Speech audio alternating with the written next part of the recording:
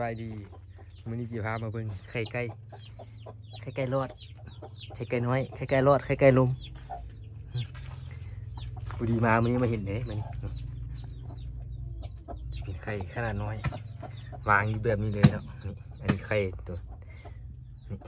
มันจะไข่ออกมาเอามาเทียบกัน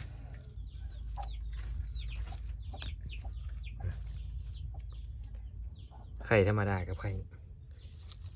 เป็นจังไดท่านได้ฮู้ยังไงมีท่านได้มีข้อมูลจังไดบอกนี่ไข่น้อยไข่พิเศษพอดีมื้อนี้เข้ามาขอไก่ก็เลยมาเห็น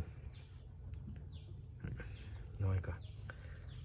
เป็นของดีบ่หรือว่าจังไดไปฮู้คอมเมนต์บอกนี่เด้อเป็นของดีแท้บ่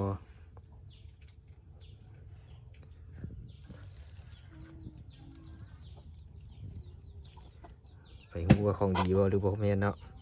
คอมเมนต์บอกนี่เด้อสุดๆใหม่ๆ